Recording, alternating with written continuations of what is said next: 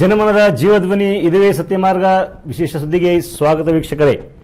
ನಮ್ಮೊಂದಿಗೆ ಮೂಚ್ ಅವರು ಇದ್ದಾರೆ. ನಮಸ್ಕಾರ ಮುಚ್ಚೋ. ಇಂದಿನ ಮುಖ್ಯಾಂಶಗಳನ್ನು ನೋಡೋಣ. ಬನ್ನಿ. ಮೈಸೂರಿನ ಕ್ರೈಸ್ತ ಮಿಷನ್ ಆಸ್ಪತ್ರೆಯಲ್ಲಿ ನೌಕರರ ಪ್ರತಿಭಟನೆ. ವೇತನ ನೀಡದೆ ಆಡಳಿತ ವರ್ಗದಿಂದ ಕಿರುಕುಳ. ಕೆಲ ನೌಕರರು ವಿಷ ಸೇವಿಸಿ ಆತ್ಮಹತ್ಯೆ. ಶಿವಮೊಗ್ಗ ಪಾದ್ರಿ ವಿನ್ನಿಫ್ರೆಡ್ಗೆ ಮಾನಹಾನಿ ಲೇಖನಗಳನ್ನು ಪ್ರಕಟಿಸಿದಂತೆ ಕೋರ್ಟ್ ತಡೆಯಾಜ್ಞೆ ನೀಡಿ ಆದೇಶ. ಕ್ರೈಸ್ತ ಭಕ್ತರಿಂದ ನ್ಯಾಯಾಲಯದಲ್ಲಿ ಪಾದ್ರಿ ವಿರುದ್ಧ ದಾವೆ. ಭೀಕರ ಭೂಕುಸಿತಕ್ಕೆ ನಲುಗಿದ ಕೇರಳ ರಾಜ್ಯದ ವಯನಾಡು ಜಿಲ್ಲೆ. ಪ್ರಕೃತಿಯ ವಿಕೋಪದ ಮುಂದೆ ಬೆತ್ತಲಾದ ಮಾನವ. ಶಿಕ್ಷಣ ಕ್ಷೇತ್ರದಲ್ಲಿ ಮಹತ್ತರ ಸುಧಾರಣೆಗೆ ಜಮಾತೆ ಇಸ್ಲಾಮಿ ಇನ್ ಕರ್ನಾಟಕ ವತಿಯಿಂದ ಸರ್ಕಾರಕ್ಕೆ ಆಗ್ರಹ. ಖಾಲಿ ಇರುವ ಶಿಕ್ಷಕರ ಹುದ್ದೆಗಳನ್ನು ಶೀಘ್ರ ಭರ್ತಿ ಮಾಡಲು ಮನವಿ. ಕ್ರೈಸ್ತ ಮಿಷನ್ ಆಸ್ಪತ್ರೆಯಲ್ಲಿ ನೌಕರರ ಪ್ರತಿಭಟನೆ. ವೇತನ ನೀಡದೆ ಆಡಳಿತ ವರ್ಗದಿಂದ ಕಿರುಕುಳ. ಕೆಲ ನೌಕರರು ವಿಷ ಸೇವಿಸಿ ಆತ್ಮಹತ್ಯೆ. ನೂರಾರು ವರ್ಷಗಳ ಆರೋಗ್ಯ ಸೇವಾ ಇತಿಹಾಸವಿರುವ ಮೈಸೂರಿನ ಕ್ರೈಸ್ತ ಮಿಷನ್ ಆಸ್ಪತ್ರೆಯಲ್ಲಿ ಇತ್ತೀಚಿನ ದಿನಗಳಲ್ಲಿ ಅರಾಜಕತೆ ಮನೆ ಮಾಡಿದೆ. ಸುಮಾರು 4 ತಿಂಗಳುಗಳಿಂದ ಆಸ್ಪತ್ರೆಯ ನೌಕರರಿಗೆ ವೇತನ ನೀಡದೆ ಸಿಬ್ಬಂದಿ ವರ್ಗದವರನ್ನು ಸಂಕಷ್ಟಕ್ಕೀಡು ಮಾಡಿದ್ದಾರೆಂದು ಅಲ್ಲಿನ ಸಿಬ್ಬಂದಿ ವರ್ಗ ದೂರುತ್ತಿದ್ದಾರೆ.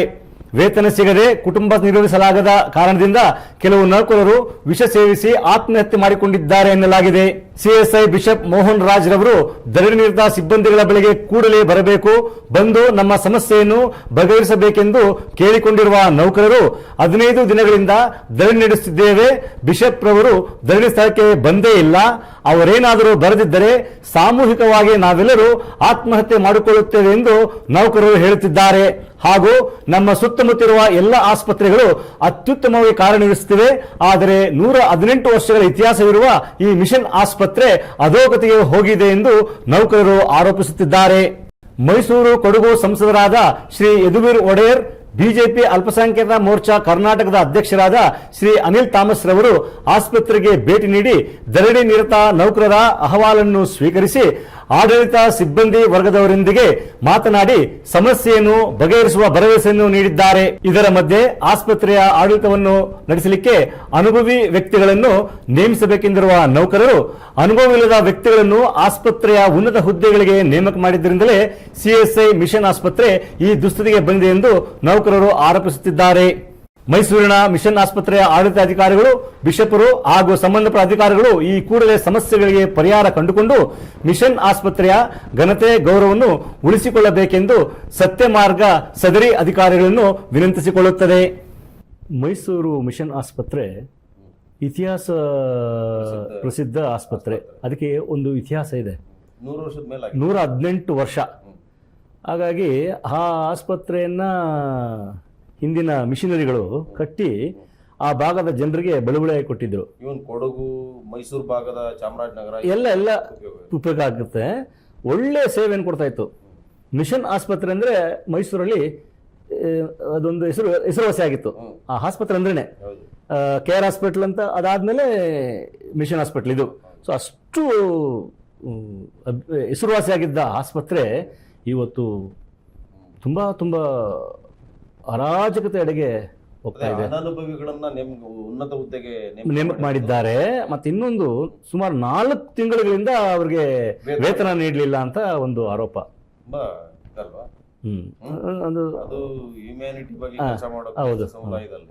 ಈ ತರ ವೇತನ ಇಲ್ಲದೆ ಹೆಂಗ್ ಕೆಲಸ ಮಾಡಕ್ಕಾಗುತ್ತೆ ನೋಡಿ. ಅದಕ್ಕೆ ಆ ವೇತನ ಇಲ್ಲದೆ ಕುಟುಂಬವನ್ನ ನಡೆಸಲಿಕ್ಕಾಗದೆ ಕೆಲವು ನೌಕರರು ವಿಷ ಸೇವಿಸಿ ಆತ್ಮಹತ್ಯೆ ಮಾಡಿಕೊಂಡಿದ್ದಾರೆ. ಎಂತ ಗಂಭೀರ ವಿಚಾರ ಅಲ್ವಾ? ಗಂಭೀರ ವಿಚಾರ. ಸುಮಾರು 15 ದಿನಗಳಿಂದ ಅವರು ಅಲ್ಲಿ ಧರಣಿ ನಿರತರಾಗಿದ್ದಾರೆ. ಅಲ್ಲಿಗೆ ಬಿಷಪ್ಸ್ ಅವರು ಬಂದಿಲ್ಲ. ಹೋಗ್ಬೇಕಾಯ್ತು, ಹೋಗಿ ಸಿಎಸ್ಐ ಬಿಷಪ್ ಮೋಹನ್ ರಾಜ್ ಅಂತೆ ಬಂದಿಲ್ಲ ನೋಡಿ. ಅದೇ ಇವ್ರು ಯಾಕೆ ಬಂದಿಲ್ಲ ಮತ್ತೆ ಅಲ್ಲಿ ಜನ ಆರೋಪ ಮಾಡ್ತಾರೆ.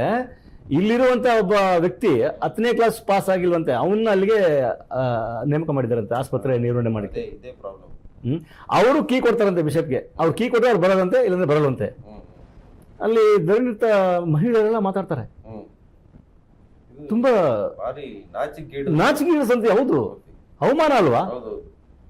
ಆ ಕ್ರೈಸ್ತ ಆಸ್ಪತ್ರೆ ಅಗೌರವತನಂತಲ್ವಾ? ಎಫಿಷಿಯನ್ಸಿ ಇರುವಂತವ್ರನ್ನ ನೇಮಕ ಮಾಡಿ ಅವ್ರಿಗೆ ಪ್ರಾಪರ್ ಇದರಲ್ಲಿ ವಿಶೇಷವಾಗಿ ನಾನು ಹೇಳೋದಾದ್ರೆ ಆರೋಗ್ಯ ಕ್ಷೇತ್ರ ಮತ್ತೆ ಶಿಕ್ಷಣ ಕ್ಷೇತ್ರ ಇವುಗಳಲ್ಲಿ ಎಲ್ಲೂ ಪರಿಪಕ್ವವಾಗಿರ್ಬೇಕು. ಹೌದು ಅಲ್ಲ ಮುಚ್ಚ? ಹೌದೌದು, ಜನರ ಆರೋಗ್ಯ ವಿಚಾರ. ಅದು ಕ್ರಿಶ್ಚಿಯನ್ ಸಂಸ್ಥೆ ಈ ತರ ಒಂದು ಬರಬಾರ್ದಾಗಿತ್ತು. ಅವರು ಹೇಳ್ತಾರೆ ಅವರೇ ಹೇಳ್ತಾರೆ, ಕ್ರೈಸ್ತ ಸಂಸ್ಥೆಯಲ್ಲಿ ಕೆಲಸ ಮಾಡ್ತಿದ್ದೆ ಅಂತ ಹೇಳ್ಕೊಳಕ್ಕೆ ನಮಗೆ ನಾಚಿಕೆ ಆಗುತ್ತೆ ಅಂತ ಹೇಳ್ತಾರೆ. ನೌಕರರಿಗೆ ಸಂಬಳ ಕೊಡ್ಲಿಲ್ಲ ಹೇಗೆ ಹೇಳಿ? ಈಗ ಮನುಷ್ಯ ಕೆಲಸ ಮಾಡೋದೇ ತಾನು ಜೀವನ ನಡೆಸಲಿಕ್ಕೆ. ಒಂದು ಕೆಲಸಕ್ಕೆಲ್ಲ ಸೇರೋದಂದ್ರೆ ಬರುವಂತ ಹಣದಲ್ಲಿ ಕುಟುಂಬ ಅಥವಾ ಅವನ ಮಕ್ಳು ಇರ್ತಾರೆ ಏನೋ. ಆಮೇಲೆ ಕ್ರಿಸ್ತನ ಮಾನವೀಯ ಮೌಲ್ಯಗಳನ್ನ ಸಾರ್ತೀವಿ ಅನ್ನೋರೆ ಈ ರೀತಿ ಆದ್ರೆ ಅಮಾನವೀಯವಾಗಿ ನಡ್ಕೊಂಡ್ರೆ ಸರಿ, ಸಂಬಳ ಕೊಟ್ಟಿಲ್ಲ, ಈಗ ಅವರು ಧರಣಿ ಹಿಡ್ತಾ ಇದಾರೆ, ಅಲ್ಗಾದ್ರೂ ಬಂದು ಮಾತಾಡಿ ಅವ್ರನ್ನ ಸಾಂತ್ವನಗೊಳಿಸಿ ಅದಕ್ಕೇನು ಸಮಸ್ಯೆಗೆ ಪರಿಹಾರ ಮಾಡ್ತೀವಿ ಅಂತ ಹೇಳೋದು ಬಿಟ್ಟು ಅವರನ್ನು ನಿರಂತರವಾಗಿ ಧರಣಿ ಮಾಡಿ ಬಿಟ್ಬಿಟ್ಟಿದ್ದಾರೆ. ಆಮೇಲೆ ಪೊಲೀಸ್ ಎಲ್ಲ ಇದಾರಂತೆ, ಪೊಲೀಸ್ ಅವ್ರಿಗೆ ಸಪೋರ್ಟ್ ಮಾಡ್ತಾರೆ ಅಂತ ಹೇಳ್ತಾರೆ. ಪೊಲೀಸರ ಕರ್ತವ್ಯ ಏನು? ಅಲ್ಲಿ ಸ್ವಲ್ಪ ಗಲಾಟೆ ಬರ್ತಾರೆ. ಹೌದು. ಆಮೇಲೆ ಅವ್ರಿಗೆ ಏನು ಅಂದ್ರೆ ಶಾಂತಿ ನೆಲೆಸಬೇಕು ಅಷ್ಟೇ, ಯಾವುದೇ ಅಹಿತಕರ ಘಟನೆ ನೋಡ್ಕೊಳ್ತಾರೆ ಅವರು. ಇದ್ರ ಮೇಲೆ ಇರ್ತಕ್ಕಂಥ ವಿಚಾರ ಏನಂದ್ರೆ ಆಸ್ಪತ್ರೆಯ ಆಡಳಿತ ಅಧಿಕಾರಿಗಳು ಇದು ಹೊಣೆ, ಅವರೇ ಹೊಣೆ. ಇಷ್ಟು ಬೀದಿಗೆ ಬಿಟ್ಬಿಟ್ಟಿದ್ದಾರೆ ಜನನ ಬೀದಿಗೆ ಬಿಟ್ಟಿದ್ದಾರೆ ನೋಡಿ ಅವರು ಅಧಿಕಾರಿಗಳು. ಅದನ್ನ ಸರಿಪಡಿಸ್ಕೋಬೇಕು ಅವರು. ಅವರು ಹೋಗಿದ್ದಾರೆ, ಎದುರು ಹೋಗಿದ್ದಾರೆ, ಎದುರು ಮಾತಾಡಿದ್ದಾರೆ. ಆಮೇಲೆ ಅನಿಲ್ ಥಾಮಸ್ ಕೂಡ ಹೋಗಿದ್ದಾರೆ. ಹೋಗಿ ಅವ್ರು ಹೇಳಿದ್ದಾರೆ, ಈ ಸಿಬ್ಬಂದಿಗಳ ಜೊತೆ ನಾವು ಇರ್ತೀವಿ, ಆಡಳಿತ ವರ್ಗದ ಜೊತೆ ಮಾತಾಡಿ ಕೂಡಲೇ ಪರಿಹಾರ ಮಾಡ್ಲಿಕ್ಕೆ ಹೇಳ್ತೀವಿ, ಇಲ್ಲಾಂದ್ರೆ ಇದು ದೊಡ್ಡ ರೂಪನ ಪಡ್ಕೊಳ್ತೇವೆ ಅಂತ ಹೇಳಿದ್ದಾರೆ. ಆಗ್ಲಿ, ಆ ನೌಕರರಿಗೆ ಸಿಗಬೇಕಾದಂತಹ ಸವಲತ್ತುಗಳು ಸಿಗಲಿ. ಅದರಲ್ಲೂ ಕ್ರೈಸ್ತ ಆಸ್ಪತ್ರೆ ಎಲ್ಲದಕ್ಕೂ ಮೈಸೂರಲ್ಲಿ ಹೆಸರು ಮಾಡಿರ್ತಕ್ಕಂಥ ಆಸ್ಪತ್ರೆ, 118 ವರ್ಷಗಳ ಇತಿಹಾಸ ಇರತಕ್ಕಂಥ ಆಸ್ಪತ್ರೆ. ಆದಷ್ಟು ಬೇಗ ಬಿಷಪ್ಸ್ ಅವರು ಮತ್ತೆ ಸಂಬಂಧಪಟ್ಟ ಅಧಿಕಾರಿಗಳು ಇದನ್ನು ಸರಿಪಡಿಸಿ ಮುಂದುವರೆಬೇಕಂತ ಮಾತಾಡ್ತೇವೆ. ಮುಂದುವರೋಣ. ಶಿವಮೊಗ್ಗ ಪಾದ್ರಿ ವಿನಿಫ್ರೆಡ್ಗೆ ಮಾನಹಾನಿ ಲೇಖನಗಳನ್ನು ಪ್ರಕಟಿಸಿದಂತೆ ಕೋರ್ಟ್ ತಡೆಯಾಜ್ಞೆ ನೀಡಿ ಆದೇಶ. ಕ್ರೈಸ್ತ ಭಕ್ತರಿಂದ ನ್ಯಾಯಾಲಯದಲ್ಲಿ ಪಾದ್ರಿ ವಿರುದ್ಧ ದಾವೆ. ಶಿವಮೊಗ್ಗ ಜಿಲ್ಲೆಯ ತೀರ್ಥಹಳ್ಳಿ ನ್ಯಾಯಾಲಯವು ಫಾದರ್ ವಿಲಿಯಂ ವಿನಿಫ್ರೆಡ್ಗೆ ಮಾನಹಾನಿ ಲೇಖನಗಳನ್ನು ಪ್ರಕಟಿಸಿದಂತೆ ತಡೆಯಾಜ್ಞೆ ನೀಡಿ ಆದೇಶಿಸಿದೆ. ಶಿವಮೊಗ್ಗ ಧರ್ಮಕ್ಷೇತ್ರದ ಧರ್ಮಾಧ್ಯಕ್ಷರಾದ ಡಾಕ್ಟರ್ ಫ್ರಾನ್ಸಿಸ್ ಸೆರಾವೋ ಸೇರಿದಂತೆ ಗುರುಗಳು ಹಾಗೂ ಕೆಲವು ಕ್ರೈಸ್ತ ಭಕ್ತಾದಿಗಳ ಮೇಲೆ ಇತ್ತೀಚೆಗೆ ಫಾದರ್ ವಿಲಿಯಂ ವಿನಿಫ್ರೆಡ್ ರವರು ಮಾಧ್ಯಮಗಳಲ್ಲಿ ಕೆಲವು ಮಾನಹಾನಿ ಲೇಖನಗಳನ್ನು ಪ್ರಕಟಿಸುವುದರ ಮೂಲಕ ಧರ್ಮಾಧ್ಯಕ್ಷರು, ಗುರುಗಳು ಹಾಗೂ ಕೆಲ ಶ್ರೀಸಾಮಾನ್ಯರ ಮೇಲೆ ಆರೋಪ ಮಾಡಿದ್ದರು.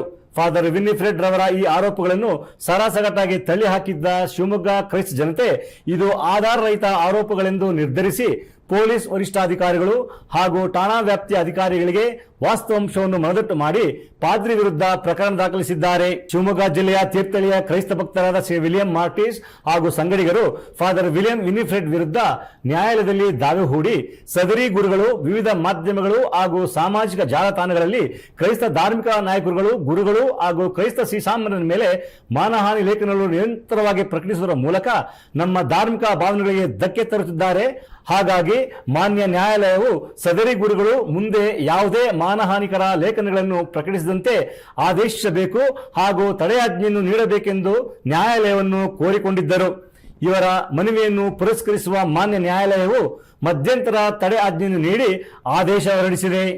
ಇನ್ನೊಂದೆಡೆ ಶಿವಮೊಗ್ಗ ಕಥೋಲಿಕ ಧರ್ಮಕ್ಷೇತ್ರದ ಕ್ರೈಸ್ತರ ಹಿತರಕ್ಷಣಾ ವೇದಿಕೆಯ ನೇತೃತ್ವದಲ್ಲಿ Bhadravati, new town, paper town, old town, Karehalli ಮತ್ತು ಮಾವಿನಕೆರೆ ಧರ್ಮ ಕೇಂದ್ರಗಳ ಕ್ರೈಸ್ತ ಮುಖಂಡರುಗಳು ಹಾಗೂ ಇತರೆ ಪ್ರತಿನಿಧಿಗಳು ದಿನಾಂಕ 18/7/2024 ಭದ್ರಾವತಿ ನ್ಯೂ ಟೌನ್ ಪೊಲೀಸ್ ಠಾಣೆಗೆ ಭೇಟಿ ನೀಡಿ ಅಲ್ಲಿನ ಸಬ್ ಇನ್ಸ್ಪೆಕ್ಟರ್ ಅವರಿಗೆ ದೂರು ನೀಡಿ ಫಾದರ್ ವಿಲಿಯಂ ವಿನಿಫ್ರೆಡ್ ರವರ ಮೇಲೆ ಸೂಕ್ತ ಕ್ರಮ ಕೈಗೊಳ್ಳುವಂತೆ ಮನವಿ ಮಾಡಿದ್ದಾರೆ.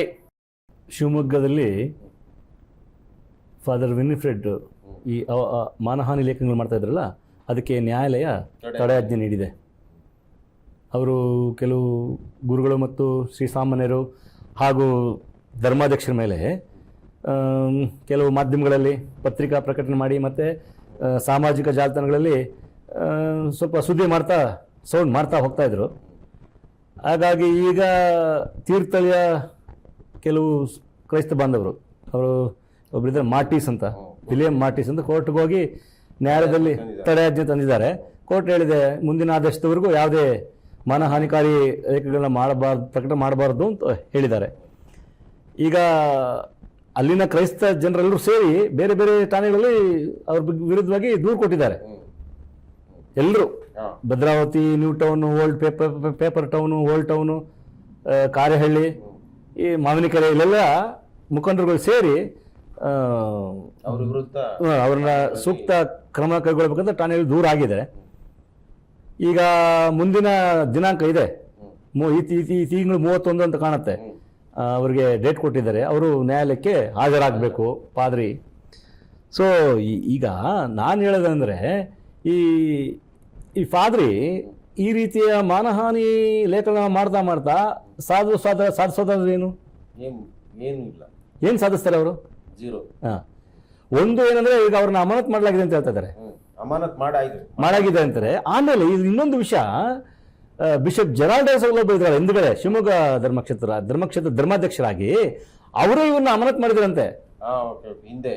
ಹಿಂದಿನ ಧರ್ಮಾಧ್ಯಕ್ಷರು ಅಮಾನತ್ ಮಾಡಿದಾಗ ಅವರು ಎಲ್ಲೋ ಫೋಟೋದಲ್ಲಿ ಹೋಗಿ ಕೇರಳ ಚಾಲುಕುಡಿ ಫೋಟೋ ಅಲ್ಲಿ ಹೋಗಿ ಧ್ಯಾನ ಎಲ್ಲ ಮಾಡಿ ಅಲ್ಲಿದ್ದು 1-2 ವರ್ಷ ಏನು ಇದ್ದು ಬಂದು ಇರ್ತಕ್ಕಂಥ ಫ್ರಾನ್ಸಿಸ್ ಸರೋವರ್ ಅವ್ರನ್ನ ಅವ್ರ ಹತ್ರ ಹೋಗಿ ನಾನು ಪರಿವರ್ತನೆ ಆಗಿದ್ದೀನಿ, ನಾನು ಒಳ್ಳೆಯವನಾಗಿದ್ದೀನಿ, ನಾನು ಇನ್ನು ಮುಂದೆ ಥರ ಮಾಡಲ್ಲ, ನನಗೆ ಅವಕಾಶ ಕೊಡಿ ಅಂತ ಹೇಳಿದ್ರೆ ಅವ್ರನ್ನ ಕ್ಷಮಿಸಿ ಒಳಗೆ ತಗೊಂಡಿದ್ದಾರೆ. ಶಿಕಾರಿಪುರಕ್ಕೆ ಹಾಕಿದ್ದಾರೆ. ಅದಾದ್ಮೇಲೆ ಕೆಲವು ಭಾಗಗಳು ಮಾಡಿದ್ದಾರೆ, ಕೆಲವು ಧರ್ಮಕ್ಕೆ ಕೆಲಸ ಮಾಡಿದ್ದಾರೆ. ನೋಡಿ, ಅವರು ಅಮಾನತ್ ಮಾಡಿದ್ದಾರೆ, ಇವರು ಧರ್ಮಾಧ್ಯಕ್ಷರು ಅವ್ರನ್ನ ಪುನಃ ಸೇರಿಸ್ಕೊಂಡಿದ್ದಾರೆ. ಇವ್ರ ವಿರುದ್ಧನೇ ಅವರು ಕತ್ತಿ ಮಸಿತಾವ್ರೆ. ಈಗ ಒಬ್ಬ ಬಿಷಪ್ ಒಬ್ಬರನ್ನ ಸಸ್ಪೆಂಡ್ ಮಾಡ್ತಾರಂದ್ರೆ ಯಾವ ಕಾರಣಕ್ಕೆ ಮಾಡಿದಾರೆ ಅಂತ ನೋಡ್ಬೇಕಲ್ವಾ? ಸೊ ನಾನು ಮೊನ್ನೆ ಹೇಳ್ತಾ ಇದ್ದೆ ಒಬ್ಬರಿಗೆ, ಶಿವಮೊಗ್ಗದ ಸ್ನೇಹಿತರಿಗೆ, ಆ ಬಿಷಪ್ ಹಿಂದಿನ ಬಿಷಪ್ ಸಸ್ಪೆಂಡ್ ಮಾಡಿವ್ರನ್ನ ಯಾಕ್ರಿ ಈ ಬಿಷಪ್ ತಗೊಳ್ಬೇಕಾದ್ರೆ ಸ್ವಲ್ಪ ಕುಲಂಕುಷವಾಗಿ ಪರಿಶೀಲನೆ ಮಾಡಿ ತಗೋಬೇಕಾಯ್ತಲ್ಲ. ಅವರು ಏನೋ ಆಯ್ತು ಪರಿವರ್ತನೆ ಆಗಿದ್ದಾರೆ ಅನ್ನೋ ಲೆಕ್ಕಾಚಾರ ತಗೊಂಡ್ಬಿಟ್ಟಿದ್ದಾರೆ. ಈಗ ಆಗಿಲ್ಲ ಅವರು. ಅದೇ ರಾಗ ಅದೇ ಹಾಡು, ಅದೇ ರಾಗ ಅದೇ ಹಾಡು ಅನ್ನೋ ಲೆಕ್ಕದಲ್ಲಿ ಹೋಗ್ತಾ ಇದೆ. ಸೊ ಈಗ ನ್ಯಾಯಾಲಯದಲ್ಲಿ ಹೋಗಿದ್ದಾರೆ. ನ್ಯಾಯಾಲಯದಲ್ಲಿ ಏನ್ ಅನಿಸ್ತದೆ ನಿಮ್ಗೆ? ಈ ನ್ಯಾಯಾಲಯದಿಂದ ಇವೆಲ್ಲ ಬಗೆಹರಿಯ ಅಲ್ಲ, ಆ ಲೇಖನಗಳ ಬಗ್ಗೆ ತಡೆಯಾಜ್ಞೆ ತಂದಿರೋದು. ತಡೆಯಾಜ್ಞೆ ತಂದವರು ಮತ್ತೆ ತಡೆಯಾಜ್ಞೆ ಕೊಟ್ಟವರು ಅವ್ರ ವಿವೇಚನೆ ಬಿಟ್ಟಿದ್ದು, ಅದನ್ನು ವಿಮರ್ಶೆ ಮಾಡಕ್ಕಾಗಲ್ಲ. ಆದ್ರೆ ಏನು ಅಂದ್ರೆ ಕೆಲವು ಸಾರಿ ಇವ್ರು ಮಾನ ಹಾನಿ ಆಗುತ್ತೆ, ಪರ್ಪಸ್ಫುಲ್ ಆಗಿ ಮಾಡ್ತಿದ್ದಾರೆ, ವ್ಯವಸ್ಥಿತವಾಗಿ ಸಂಚು ಮಾಡ್ತಿದ್ದಾರೆ ಅಂದ್ರೆ ಅವ್ರು ತಗೋತಾರೆ. ಕೆಲವು ಸಾರಿ ಹಿಂದೆ ಈ ಕೆಲವು MLA-ಗಳು ಮಿನಿಸ್ಟರ್ಸ್ ಸಚಿವರುಗಳೆಲ್ಲ ತಗೊಂಡಿದ್ದಾರೆ, ಮಾನಹಾನಿ ಆಗುತ್ತೆ ನಮ್ಗೆ ಅಂತ ಸಿಡಿ ಬಿಡ್ತಾರೆ, ಇಂಥ ಸಿಡಿ ಬಿಡ್ತಾರೆ ಅಂತ. ಹಾಗೆ ಸೊ ಇಲ್ಲಿ ಈಗ ನಮ್ಮ ಶಿವಮೊಗ್ಗ ಸ್ವಲ್ಪ ಕೆಲವು ಕ್ರೈಸ್ತರು ಹೋಗಿದ್ದಾರೆ ನ್ಯಾಯಾಲಯಕ್ಕೆ. ಏನು ಅಂದ್ರೆ ಈಗ ಧಾರ್ಮಿಕ ಕ್ಷೇತ್ರ ಅಲ್ವಾ, ಧಾರ್ಮಿಕ ಕ್ಷೇತ್ರದಲ್ಲಿ ಕೆಲವು ಸಾರಿ ಈ ತರ ಆದಾಗ ಧಾರ್ಮಿಕ ಕ್ಷೇತ್ರಕ್ಕೆ ಕೆಟ್ಟ ಹೆಸರು ಬರುತ್ತೆ ಅನ್ನೋ ಕಾರಣಕ್ಕೆ ಹೋಗಿರ್ತಾರೆ. ಈಗ ಬಿಷಪ್ ಅಲ್ವಾ, ಉನ್ನತ ಹುದ್ದೆಯಲ್ಲಿರೋ ಅವ್ರ ವಿರುದ್ಧ ಮಾತಾಡುವಾಗ ಸ್ವಲ್ಪ ಧಕ್ಕೆ ಬರುತ್ತೆ. ಹೌದು, ಸೊ ತಡೆ ತಗೊಂಡಿರೋದು ಒಂದು ಒಳ್ಳೆ ರೀತಿ, ಒಳ್ಳೆ ಬೆಳವಣಿಗೆ. ಈಗ ಬಿಷಪ್ ಅನ್ನ ವಾಮಾಚ ಏನೋ ಸುಮ್ನೆ ಬಾಯಿ ಬಂದಂಗೆ, ಆಮೇಲೆ ಅಲ್ಲಿ ಇಲ್ಲ ಸಲ್ಲದ ಆರೋಪ ಮಾಡೋದು ಮಾಡಕ್ ಹೋದಾಗ ಸ್ವಲ್ಪ ಅವರು ಇದೇನು ಮುನ್ನೆಚ್ಚರಿಕೆ ತಗೊಂಡಿದ್ದಾರೆ. ರೈಟ್. ನೋಡೋಣ ಮುಂದೆ ಏನಾಗುತ್ತೋ. ಈ ನ್ಯಾಯಾಲಯದಿಂದ ಬರ್ತಕ್ಕಂಥ ಆದೇಶಗಳಿಂದ ಪಾದ್ರಿ ವಿಲಿಯಂ ಸೈಲೆಂಟ್ ಆಗ್ತಾರೋ ಅಥವಾ ಇನ್ನ ವೈಲೆಂಟ್ ಆಗ್ತಾರೋ ಅನ್ನೋದನ್ನ ಮುಂದೆ ನೋಡ್ತಾ ಕಾಯೋಣ, ಮುಂದುವರೋಣ. ಭೀಕರ ಭೂಕುಸಿತಕ್ಕೆ ನಲುಗಿದ ಕೇರಳ ರಾಜ್ಯದ ವಯನಾಡು ಜಿಲ್ಲೆ. ಪ್ರಕೃತಿಯ ವಿಕೋಪದ ಮುಂದೆ ಬೆತ್ತಲಾದ ಮಾನವ. ಪ್ರವಾಸಿಗರ ಸ್ವರ್ಗತಾಣ ಎಂದೇ ಪ್ರಸಿದ್ಧಿಯಾಗಿದ್ದ ಕೇರಳ ರಾಜ್ಯದ ವಯನಾಡು ಜಿಲ್ಲೆ ಭೀಕರ ಭೂಕುಸಿತಕ್ಕೆ ಛಿದ್ರವಾಗಿ ಹರಿದು ಹೋಗಿ ಮೊದಲಿನ ತನ್ನ ಸೌಂದರ್ಯದ ಅಸ್ತಿತ್ವವನ್ನೇ ಕಳೆದುಕೊಂಡು ಬಿಟ್ಟಿದೆ. ಗ್ರಾಮಗಳೇ ಕಣ್ಮರೆಯಾಗಿ ಬಿಟ್ಟಿವೆ. ಮನೆ ಮಠಗಳು ನೀರಿನಲ್ಲಿ ಕೊಚ್ಚಿಕೊಂಡು ಹೋಗಿ ಮಣ್ಣಲ್ಲಿ ಮಣ್ಣಾಗಿ ಬಿಟ್ಟಿವೆ. ಸಾವಿರಾರು ಜನರು ನಾಪತ್ತೆ ಆಗಿದ್ದರೆ 300ಕ್ಕೂ ಹೆಚ್ಚು ಜನರು ಸಾವನ್ನಪ್ಪಿದ್ದಾರೆ. ಪ್ರವಾಹದಲ್ಲಿ ಹೆಚ್ಚು ಹಾನಿಗೊಳಗಾಗಿರುವ ಮುಂಡಕೈ ಹಾಗೂ ಚೂರಲ್ಮಾಲ ಸ್ಥಳಗಳಲ್ಲಿ ಪರಿಹಾರ ಕಾರ್ಯಗಳು ಸಾಗರೋಪದಿಯಲ್ಲಿ ನಡೆಯುತ್ತಿವೆ. ಮನೆಗಳು, ರಸ್ತೆಗಳು, ಹೊಲಗದ್ದೆಗಳು, ಸೇತುವೆಗಳು ಮಳೆಯ ರಭಸಕ್ಕೆ ಹಾಗೂ ನೀರಿನ ಪ್ರವಾಹಕ್ಕೆ ಎಲ್ಲವೂ ಕಣ್ಮರೆಯಾಗಿ ಬಿಟ್ಟಿವೆ. ಈಗ ಅಲ್ಲಿ ಕೇವಲ ಸಮತಟ್ಟಾದ ನೆಲವನ್ನು ಮಾತ್ರ ಕಾಣಬಹುದಾಗಿದೆ. JCBಗಳ ಮೂಲಕ ಮಸೂದೆಗಳಿಗಾಗಿ ಹುಡುಕಾಟ ನಡೆಸಲಾಗುತ್ತಿದೆ. ನೀರು ಮತ್ತು ಮಣ್ಣು ಮಿಶ್ರಿತ ಕೆಸರಿನಿಂದ ಪರಿಹಾರ ಕಾರ್ಯಗಳು ಸರಾಗವಾಗಿ ನಡೆಯುತ್ತಿಲ್ಲ.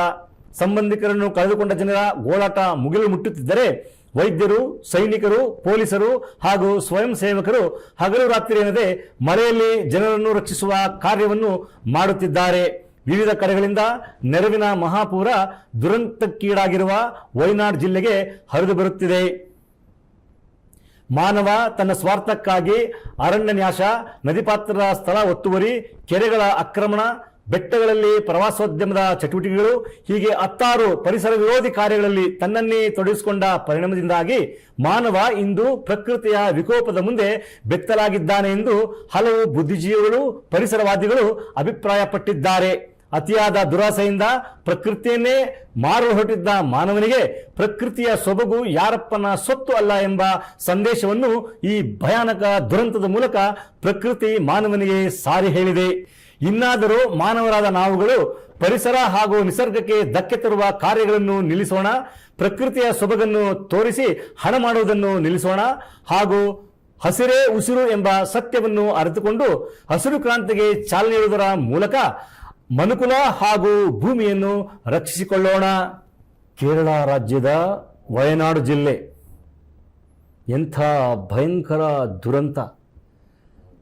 ಯಾರು ಮಲಗಿದ್ರೋ ಮಲಗಿದ್ದಂಗೆನೆ ಚಿರನಿದ್ರೆಗೆ ಜಾರಿಬಿಟ್ಟಿದ್ದಾರೆ. ತುಂಬಾ ಭಯಾನಕವಾದ ಸಾವಿರಾರು ಜನರು ಕಣ್ಮರೆಯಾಗಿದ್ದಾರಂತೆ. ಇಡೀ ಬೆಟ್ಟ ಗುಡ್ಡಗಳೇ ಸಮತಟ್ಟಾದ ಸಮತಟ್ಟಾದ ಪ್ರದೇಶ ಆಗ್ಬಿಡುತ್ತೆ ನೋಡಿ. ಬಹು ಸುಂದರವಾದ ನಾಡು, ಪ್ರವಾಸಿಗರೇ ಸ್ವರ್ಗದ ನಾಡು ಅಂತ ಹೇಳ್ತಾ ಇರೋದು. ಈಗ ಅದು ಹೇಗಾಗಿದೆ ಅಂದ್ರೆ ತನ್ನ ಹಿಂದಿನ ಸೌಂದರ್ಯವನ್ನ, ಆ ಸೌಂದರ್ಯದ ಅಸ್ತಿತ್ವವನ್ನೇ ಕಳ್ಕೊಂಡ್ಬಿಟ್ಟಿದಂತೆ. ಅಷ್ಟು ಭಯಂಕರ.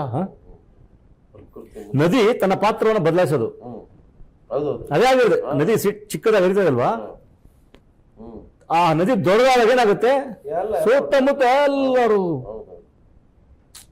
ತುಂಬಾ ಇದು ಏನು ಅಂದ್ರೆ ನೋಡಿ, ವಯನಾಡ್ನ ಈ ದುರಂತವನ್ನ ರಾಷ್ಟ್ರೀಯ ದುರಂತ ಅಂತ ಪರಿಗಣಿಸಿಲ್ಲ, ಇನ್ನೂ ಪರಿಗಣಿಸಿಲ್ಲ. ನಾವ್ ಹೇಳಿದ್ವಿ ಅವ್ರಿಗೆ, ಮನುಷ್ಯ ಸತ್ತರೆ ಸರ್ಕಾರ ಒಂದು ಸ್ಪಂದಿಸಬೇಕಾಗಿತ್ತು. ಅಲ್ಲ, ಅವ್ರು ಹೇಳ್ತಾರೆ ಹೋಮ್ ಮಿನಿಸ್ಟರ್, ನಾವು ಅವ್ರಿಗೆ ಹೇಳಿದ್ವಿ ಎಚ್ಚರಿಕೆಯಿಂದ ಇರ್ರಿ ಅಂತ. ಅವ್ರು ಎಚ್ಚರಿಕೆಯಿಂದ ಇರ್ಲಿಲ್ಲ ಅಂತ ಹೇಳ್ತಾರೆ. ಏನ್ ಪರಿಸರಕ್ಕೆ ಏನ್ ಹೇಳ್ತಾರೆ ಇವರು? ಅಲ್ಲ, ಅವ್ರು ಹೇಳಿದ್ರೆ ಇದ್ರ ಆಗುತ್ತೆ, ಈ ರೀತಿ ಆಗೋ ಸಾಧ್ಯತೆ ಇದೆ, ಸೊ ಹಾಗಾಗಿ ನೀವು ಎಚ್ಚರಿಕೆಯಿಂದ ಇರ್ರಿ. ಪಾರ್ಲಿಮೆಂಟ್ ಅಲ್ಲಿ ಹೇಳಿದ್ರು ಅವರು, ವಿ ಹ್ಯಾವ್ ಟೋಲ್ಡ್ ಅಂತ. ಸುಳ್ಳದು. No, it has gone to records ಮುಚ್ಚ. ಪಾರ್ಲಿಮೆಂಟ್ ಅಲ್ಲಿ ಗೃಹ ಮಂತ್ರಿಗಳು ಹೇಳ್ತಾ ಇದ್ದಾರೆ, ನಾವು ಕೇರಳ ಸರ್ಕಾರಕ್ಕೆ ಎಚ್ಚರಿಕೆಯನ್ನು ಕೊಟ್ಟಿದ್ವಿ, ಈ ರೀತಿ ಇನ್ನ ಆಗೋ ಸಂಭವ ಇದೆ ಅಂತ ಹೇಳಿದ್ವಿ. ಅವರು ಪ್ರಿಕಾಷನ್ಸ್ ತಗೊಂಡಿಲ್ಲ. ಪ್ರದೇಶಕ್ಕೆ ಎಚ್ಚರಿಕೆ ಕೊಟ್ಟಿದ್ರ? ಈಗ ಇದಕ್ಕೆ ಸಂಬಂಧಪಟ್ಟಾಗೆ ಕೊಟ್ಟಿದ್ವಿ ಅಂತ ಹೇಳ್ತಾ ಇರೋದು. ಇಲ್ಲ, ಈಗ ಇದು ಕೊಟ್ಟಿದ್ವಿ ಅಂತ ಹೇಳೋದ್ರ ಮೂಲಕ ಅವರು ಡಿಸ್ಟೆನ್ಸ್ ಮೇಲೆ ಆಗಿರ್ತಕ್ಕಂಥ ರಾಷ್ಟ್ರೀಯ ದುರಂತ ಇಲ್ಲಿಲ್ಲಾಗಿದೆ, ಎಲ್ಲರಿಗೂ ಎಚ್ಚರಿಕೆ ಕೊಟ್ಟಿದ್ರ ಇವರು? ಸರಿ, ಎಚ್ಚರಿಕೆ ಕೊಟ್ಟಿದ್ರು ಅಂತ ಹೇಳ್ತಾರೆ ತಾನೆ, ಹೇಳ್ಬಿಟ್ಟು ಹಂಗೆ ಬಿಟ್ಬಿಡದ? ಅದೇ ಅದಕ್ಕೆ ಪೂರಕವಾದ ಏನು? ಸರಿ, ಆಯ್ತು, ನೀವ್ ಹೇಳಿದ್ದೀರಿ, ಅವರು ಪಾಲಿಸ್ಲಿಲ್ಲ, ಆಯ್ತು. ಈಗ ಆಗಿರೋ ದುರಂತಕ್ಕೆ ಸ್ಪಂದಿಸ್ರಪ್ಪ.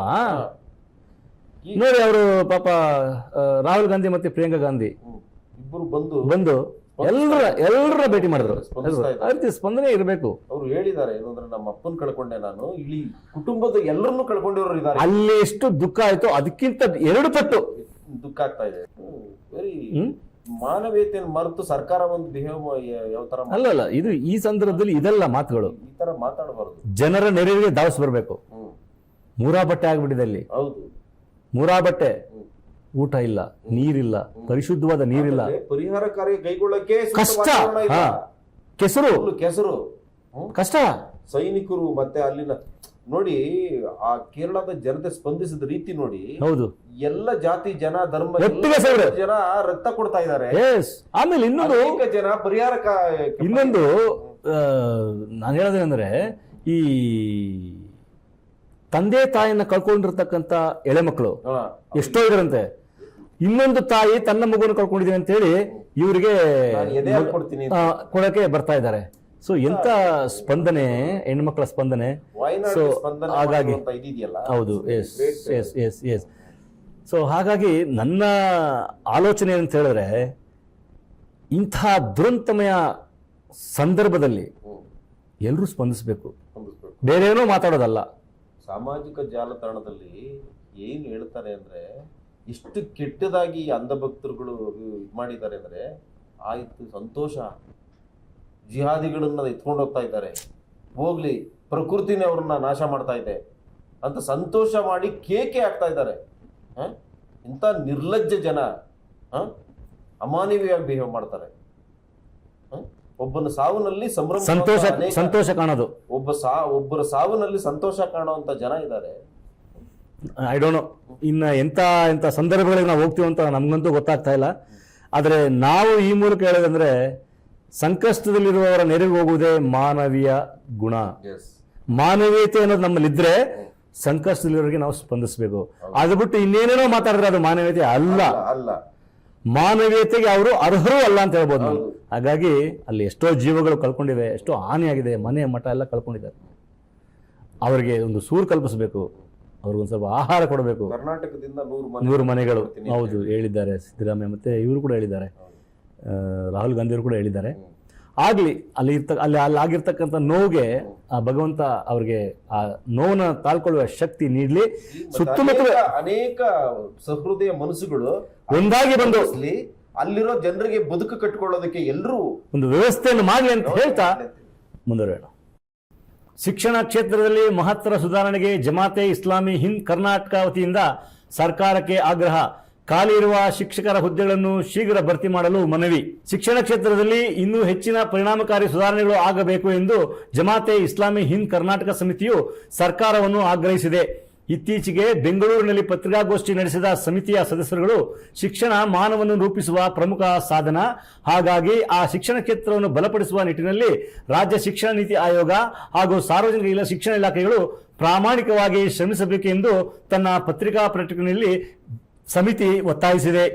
ವಿದ್ಯಾರ್ಥಿಗಳಿಗೆ ನೀಡಲಾಗುವ ಶೈಕ್ಷಣಿಕ ಸಾಲವು ಎಲ್ಲಾ ವರ್ಗದ ವಿದ್ಯಾರ್ಥಿಗಳಿಗೂ ಸಿಗುವಂತೆ ಕ್ರಮ ವಹಿಸಬೇಕು ಎಂದಿರುವ ಸಮಿತಿ, ಕೆಲವು ವಿದ್ಯಾರ್ಥಿಗಳಿಗೆ ಸ್ಕಾಲರ್ಶಿಪ್ ದೊರೆತರೂ ಕೂಡ ಕೆಲವು ಕ್ಷುಲ್ಲಕ ಕಾರಣಗಳನ್ನು ನೀಡಿ ಶೈಕ್ಷಣಿಕ ಸಾಲವನ್ನು ಪಡೆಯುವ ಅವಕಾಶದಿಂದ ಅವರನ್ನು ವಂಚಿಸಲಾಗುತ್ತಿದೆ ಹಾಗೂ ಅರಿವು ಶಿಕ್ಷಣ ಸಾಲ ಸೌಲಭ್ಯವನ್ನು ಈ ಹಿಂದೆ ಎಲ್ಲಾ ವೃತ್ತಿಪರ ಶಿಕ್ಷಣ ಅಭ್ಯಾಸಗಳಿಗೆ ನೀಡಲಾಗುತ್ತಿತ್ತು. ಈಗ ಕೇವಲ ವೈದ್ಯಕೀಯ ಹಾಗೂ ಇಂಜಿನಿಯರಿಂಗ್ ಶಿಕ್ಷಣಕ್ಕೆ ಮಾತ್ರ ಸೀಮಿತಗೊಳಿಸಲಾಗಿದೆ. ಹಾಗಾಗಿ ಅರಿವು ಶೈಕ್ಷಣಿಕ ಸಾಲ ಸೌಲಭ್ಯವನ್ನು ವೃತ್ತಿಪರ ಕೋರ್ಸ್ಗಳನ್ನು ಆಯ್ಕೆ ಮಾಡಿಕೊಳ್ಳುವ ಎಲ್ಲಾ ವಿದ್ಯಾರ್ಥಿಗಳಿಗೂ ಸಿಗುವಂತೆ ಕ್ರಮ ವಹಿಸಬೇಕೆಂದಿದ್ದಾರೆ. ಸರ್ಕಾರಿ ಶಾಲೆಗಳಲ್ಲಿ ಬೋಧಕ ವರ್ಗದ ಕೊರತೆ ಹೆಚ್ಚಾಗಿರುವುದರಿಂದ ಖಾಲಿ ಇರುವ 50,000 ಶಿಕ್ಷಕರ ಹುದ್ದೆಗೆ ನೇಮಕ ಮಾಡಲು ಸರ್ಕಾರ ಮುಂದಾಗಬೇಕು. ಜೊತೆಗೆ ಪ್ರಸ್ತುತ ರಾಜ್ಯದ ಸರ್ಕಾರಿ ವಿದ್ಯಾಸಂಸ್ಥೆಗಳು ಎದುರಿಸುತ್ತಿರುವ ಮೂಲ ಸೌಕರ್ಯಗಳ ಕೊರತೆಯನ್ನು ಸರಿಪಡಿಸಬೇಕೆಂದು ಸಮಿತಿ ಸರ್ಕಾರವನ್ನು ಒತ್ತಾಯಿಸಿದೆ. ಆರ್ಟಿಐ ಶಿಕ್ಷಣ ಹಕ್ಕು ಕಾಯ್ದೆ 2012ರಲ್ಲಿ ಜಾರಿಗೆ ಬಂದಿದೆಯಾದರೂ ಈ ಕಾಯ್ದೆ ಪರಿಣಾಮಕಾರಿಯಾಗಿ ಜಾರಿಗೊಂಡಿಲ್ಲ. ಇದರ ಬಗ್ಗೆಯೂ ಗಮನಹರಿಸಬೇಕು ಹಾಗೂ ಶಾಲಾ ಕಾಲೇಜುಗಳಲ್ಲಿ ಶಾಂತಿ ಸೌಹಾರ್ದತೆಯಿಂದ ಕೂಡಿ ಕಲಿಯುವ ವಾತಾವರಣವನ್ನು ನಿರ್ಮಿಸಬೇಕೆಂದು ಸರ್ಕಾರವನ್ನು ಸಮಿತಿ ಒತ್ತಾಯಿಸಿದೆ. ಪತ್ರಿಕಾಗೋಷ್ಠಿಯಲ್ಲಿ ಅಧ್ಯಕ್ಷರಾದ ಡಾಕ್ಟರ್ ಸಾದ್ ಬೆಳಗಾವಿ, ಕಾರ್ಯದರ್ಶಿಗಳಾದ ಅಕ್ಬರ್ ಅಲಿ, HRS ಪ್ರಧಾನ ಕಾರ್ಯದರ್ಶಿಗಳಾದ ಮಹಮ್ಮದ್ ಮರಕಡ, ವಕೀಲರಾದ ನಯಾಜ್ ಹಾಗೂ ಮುಖಂಡರಾದ ಹಾರೂನ್ ಸಫ್ತರ್ ಉಪಸ್ಥಿತರಿದ್ದರು. ನಿನ್ನೆ ನಮ್ಮ ಜಮಾತೆ ಇಸ್ಲಾಮಿ ಹಿಂದ್ ಕರ್ನಾಟಕ ಸಮಿತಿಯಿಂದ ಪತ್ರಿಕಾಗೋಷ್ಠಿ ಕರೆಯಲಾಗಿತ್ತು ಕ್ವೀನ್ಸ್ ರೋಡಲ್ಲಿ. ಸೊ ನಮ್ಮ ಪ್ರತಿನಿಧಿಗಳು ಅಲ್ಲಿ ಭಾಗಿಯಾಗಿ ವರದಿ ಮಾಡಿದ್ದಾರೆ. ಕೆಲವಾರು ವಿಚಾರಗಳನ್ನ ಅವರು ಪ್ರಸ್ತಾಪ ಮಾಡಿದ್ದಾರೆ. ಅದರಲ್ಲಿ ವಿಶೇಷವಾಗಿ ಶಿಕ್ಷಣ ವಿಚಾರಕ್ಕೆ ಸಂಬಂಧಪಟ್ಟು ಪ್ರಸ್ತಾವ ಮಾಡಿದ್ದಾರೆ. ಅದು ಒಂದು ರೀತಿಯ ಉತ್ತಮ ನೋಟ ಅಂತ ನನಗೆ. ಅವರು ಆ ವಿಚಾರವನ್ನ ಮೇಲೆತ್ತಿರೋದು ಒಂದು ಒಳ್ಳೆಯ ವಿಚಾರನೆ. ಅವ್ರೇನು ಹೇಳ್ತಾರೆ ಅಂದ್ರೆ, ಈ ಸ್ಕಾಲರ್ಶಿಪ್ಗಳಲ್ಲಿ ಕೆಲವು ಗೊಂದಲಗಳನ್ನು ಬೇಕು ಅಂತ ಕ್ರಿಯೇಟ್ ಮಾಡ್ತಿದ್ದಾರೆ. ಯಾಕೆ ಅಂದ್ರೆ ಅಲ್ಪಸಂಖ್ಯಾತರನ್ನ, ದಲಿತರನ್ನ ಎಳೆಯೋದಕ್ಕೆ ಅವರು ಪರ್ಪಸ್ಫುಲ್ ಆಗಿ ಆ ಗೊಂದಲಗಳನ್ನು ಕ್ರಿಯೇಟ್ ಮಾಡ್ತಿದ್ದಾರೆ. ಹಾಗಾಗಿ ಅವ್ರೇನ್ ಹೇಳ್ತಾರೆ ಅಂದ್ರೆ ಆ ಶೈಕ್ಷಣಿಕ ಸಾಲ ಇದೆಯಲ್ಲ, ಅದು ಎಲ್ರಿಗೂ ಸಿಗುವಂಗೆ ಮಾಡಬೇಕು. ಮೊದಲು ಎಲ್ಲ ರೀತಿಯ ಕೋರ್ಸ್ಗಳೇ ಕೊಡ್ತಾರೆ, ವೃತ್ತಿಪರ ಕೋರ್ಸ್ಗಳು ಇತ್ತು. ಈಗ ಮತ್ತೆ ಇಂಜಿನಿಯರಿಂಗ್ ಮಾತ್ರ ಸೀಮಿತಗೊಳಿಸಿದ್ದಾರೆ. ಅದು ನನ್ನ ಪ್ರಕಾರ ಎಲ್ರಿಗೂ ಸಿಗಬೇಕು. ಬರೀ 2 ವರ್ಗ ಕೊಟ್ರೆ ಒಂದು ಸಮುದಾಯ ಎಲ್ಲಾ ಸಮಗ್ರವಾದ ವೃತ್ತಿಪರ ಕೋರ್ಸ್ಗಳಲ್ಲಿ ಹೋಗ್ತಾರೆ. ಇದಕ್ ಬರ್ತಕ್ಕಂಥವ್ರು ಸ್ವಲ್ಪ ಕಡಿಮೆ ಅಲ್ಲ. ಇಲ್ಲಿ ಬರೀ ದುಡ್ಡಿರೋರು ಮಾತ್ರ ಹೋಗ್ತಾರೆ, ಬಡವರು ಏನಾಗ್ಬೇಕು ಅಲ್ವಾ? ಸೊ ಶ್ರೀಮಂತರಿಗೆ ಇಟ್ಬಿಟ್ರೆ ಮಧ್ಯಮ ವರ್ಗ ಮತ್ತೆ ಬಡವರು ಏನಾಗ್ಬೇಕು? ಹಾಗಾಗಿ ಜಮಾತೆ ಇಸ್ಲಾಂ ಎತ್ತಿರೋ ಪ್ರಶ್ನೆ ನಿಜಕ್ಕೂ ಸಮಂಜಸವಾದ ಪ್ರಶ್ನೆ. ಸೊ ಅವ್ರು ಹೇಳ್ತಾರೆ, ಆ ಒಂದು ತಾರತಮ್ಯ ಇರಬಾರದು, ಆ ಸೌಲಭ್ಯ ಎಲ್ರು ಬರುತ್ತೆ. ಅರಿವು ಶೈಕ್ಷಣಿಕ ಸಾಲ ಅಂತ ಇದೆ ನೋಡಿ ಸರ್ಕಾರದಿಂದ, ಅದು ಕೂಡ ಅದರಲ್ಲೂ ಕೂಡ ಈ ರೀತಿ ಕೆಲವರಿಗೆ ಕೊಟ್ಟರು ಕೂಡ ಕೆಲವು ವಿದ್ಯಾರ್ಥಿಗಳು ಪಡ್ಕೊಳ್ತಾರಂತೆ ಸ್ಕಾಲರ್ಶಿಪ್. ಆಮೇಲೆ ಇನ್ನು ಇಲ್ಲರಿಗೆ ಬೆಲ್ಲದ ಸಮಸ್ಯೆಗಳು ಹೇಳಿ ಅದನ್ನು ಕೂಡ ವಂಚನೆ ಮಾಡಿಸ್ಬಿಡ್ತಾರಂತೆ, ಅವಕಾಶ ವಂಚನೆ ಹಾಕಿಸ್ಬಿಡೋದು. ನಿಮ್ದು ಅದಿಲ್ಲ, ನಿಮ್ದು ಈ ಡಾಕ್ಯುಮೆಂಟ್ ಇಲ್ಲ, ನೀವು ಅದಕ್ಕೆ ಅರ್ಹರಲ್ಲ ಅಂತ ಹೇಳಿ ಅದನ್ನ ಅವಕಾಶ ವಂಚಿತ ವಿದ್ಯಾರ್ಥಿಗಳಿಗೆ ಮಾಡಿಬಿಡ್ತಾರಂತೆ. ಸೊ ಹಾಗಾಗಿ ಅದೆಲ್ಲ ಆಗ್ಬಾರ್ದು, ಎಲ್ರಿಗೂ ಸಿಗುವಂತೆ ಮಾಡಬೇಕು. ಮತ್ತೆ ಮೂಲ ಸೌಕರ್ಯಗಳ ಬಗ್ಗೆ ಮಾತಾಡಿದ್ದಾರೆ. ಸರ್ಕಾರಿ ಶಾಲೆಗಳಲ್ಲಿ ಮೂಲ ಸೌಕರ್ಯಗಳು ಕೊರತೆ ಅಂದ್ರೆ ಸೋರೋದು, ಮಳೆಗಳು ಈಗ ಇತ್ತೀಚಿನ ದಿನಗಳಲ್ಲಿ ಮಳೆ ಕಾಟ ಜಾಸ್ತಿ. ಸೊ ಮಳೆ ಸಂದರ್ಭದಲ್ಲಿ ಯಾವ ಶಾಲೆಗಳು ಸೋರ್ತಾ ಇದೆ, ಏಕೋಪಾಧ್ಯಾಯ ಶಾಲೆಗಳು, ಶಿಕ್ಷಕರೇ ಇಲ್ಲ ಅಂತ ಎಷ್ಟೋ ಶಾಲೆಗಳಲ್ಲಿ. ಸೊ ಹಾಗಾಗಿ 50,000 ಶಿಕ್ಷಕರ ಹುದ್ದೆ ಖಾಲಿ ಇದೆ. ಅದನ್ನ ತುಂಬಬೇಕು. ಸರ್ಕಾರ ತುಂಬ ಬಯಸಿದ್ದಾರೆ. ಒಳ್ಳೇದಲ್ವಾ? ಒಳ್ಳೆ ಇದು. ಒಳ್ಳೆ ಪಾಯಿಂಟ್ ರೈಸ್ ಮಾಡಿದ್ದಾರೆ. ತುಂಬಬೇಕು ಬೇಗ. ಹೌದು. ಆ ಶಿಕ್ಷಕರು ತುಂಬಿದ್ರೆ ತಾನೆ ಮಕ್ಕಳಿಗೆ ವಿದ್ಯಾಭ್ಯಾಸ ಒಳ್ಳೆ ಶಿಕ್ಷಣ ಕೊಡ್ಬೇಕಾಗೋದು. ಶಿಕ್ಷಕರೇ ಇಲ್ಲ ಅಂದ್ರೆ ಎಲ್ಲಿ ಶಿಕ್ಷಣ ಕೊಡೋದು ಮಕ್ಕಳಿಗೆ? ಸುಮ್ಮನೆ ಕೂತ್ಕೊಂಡ್ ಬರೋದಾ? ಆಮೇಲೆ ಇನ್ನೊಂದು ಒಳ್ಳೆ ಪಾಯಿಂಟ್ ಹೇಳಿದ್ದಾರೆ. ಶಾಲೆ ಮತ್ತು ಕಾಲೇಜುಗಳಲ್ಲಿ ಶಾಂತಿ ಸೌಹಾರ್ದತೆ ಅಂತ ಒಟ್ಟುಗೂಡಿ ಶಿಕ್ಷಣ ಪಡೆಯುವಂತ ವಾತಾವರಣವನ್ನ ನಿರ್ಮಿಸಬೇಕು. ಅದು ತುಂಬಾ ಮಹತ್ವದ್ದು. ಎಸ್, ಶಿಕ್ಷಣ ಆಯೋಗ Correct. ಮತ್ತೆ ಶಿಕ್ಷಣ ಇಲಾಖೆ ಈ ಕಾರ್ಯವನ್ನ ಎತ್ಕೊಳ್ಬೇಕು ಕೈಗೆ. ಇತ್ತೀಚಿನ ನೋಡ್ತಾ ಇದ್ದೀವಿ, ಶಾಲಾ ಮಕ್ಕಳ ಮಧ್ಯೆ ಈರ್ಷ್ಯೆ ಮಾಡ್ತಿದ್ದಾರೆ, ಮತ್ತೆ ಆ ಧಾರ್ಮಿಕ ಅಸಹಿಷ್ಣುತೆ ತರ್ತಾ ಇದ್ದಾರೆ. ಸೊ ಇದು ತುಂಬಾ ತುಂಬಾ ತುಂಬಾ ಡೇಂಜರಸ್, ಭಯಾನಕ ವಿಚಾರ ಇದು. ಮಕ್ಕಳ ಮನಸ್ಸಿನಲ್ಲಿ ಧಾರ್ಮಿಕ ಭಾವನೆಗಳನ್ನ ಕೆರಳಿಸೋದಿದೆಯಲ್ಲ, ಅದು ಮುಂದೆ ಇವಾಗಿರೋರ್ಗೆ ಏನೇನೋ ಲೆಕ್ಕಾಚಾರ ಆಗ್ತಾರೆ, ಆದ್ರೆ ಅದು ಮುಂದೆ ದೇಶಕ್ಕೆ ಕಂಟಕ ಆಗುತ್ತೆ. ಸೊ ಹಾಗಾಗಿ ಮಕ್ಕಳಲ್ಲಿ ಆ ಭಾವನೆಯನ್ನ ತರಬಾರದು. ಸೌಹಾರ್ದ ವಾತಾವರಣಕ್ಕೆ ಪೂರಕವಾದ ಶಿಕ್ಷಣವನ್ನ ಕೊಡಬೇಕು. ಇದು ಯಾರ ಜವಾಬ್ದಾರಿ? ಅಧಿಕಾರಿ ಜವಾಬ್ದಾರಿ. ಶಿಕ್ಷಣ ಇಲಾಖೆಯ ಕೈ ಜವಾಬ್ದಾರಿ. ಚೆಲ್ಲಿ ಬಿಡ್ತಾರೆ ನೋಡಿ. ಎಷ್ಟು ಮಟ್ಟಿಗೆ ಅಂದ್ರೆ ಅಲ್ಲಿ ಗಲಾಟೆ ಆಗೋವರೆಗೂ ಸುಮ್ಮನೆ ಇರ್ತಾರೆ. ಅಂದ್ರೆ ಏನರ್ಥ? ನಾವೆಲ್ಲ ಮೊದಲು ಓದ್ತಾ ಇರ್ಬೇಕಾದ್ರೆ ಈಗ ಈ ಮಕ್ಕಳಲ್ಲಿ ಅಸಹಿಷ್ಣುತೆ ಜಾಸ್ತಿ ಆದ್ರೆ ಮುಂದಕ್ಕೆ ಅದು ಬೆಳೆತದೆ, ಬರ್ತಾ ಅವರು ಜಾಸ್ತಿ ಆಗ್ತದೆ. ಅದು ದೇಶದ ವಾತಾವರಣ ಶುರು ಮಾಡ್ತಾರೆ. ಅದು ಹಂಗೆ ಪ್ಲಸ್ ಆಗುತ್ತೆ. ಈಗ ನಾವೆಲ್ಲ ಓದ್ಬೇಕಾದ್ರೆ ಆ ರೀತಿ ಇರ್ಲಿಲ್ಲ. ಮಾಸ್ಟರ್ ನೋಡಿದ ತಕ್ಷಣ ಭಯ ಬೀಳ್ತಾ ಇದ್ವಲ್ಲ.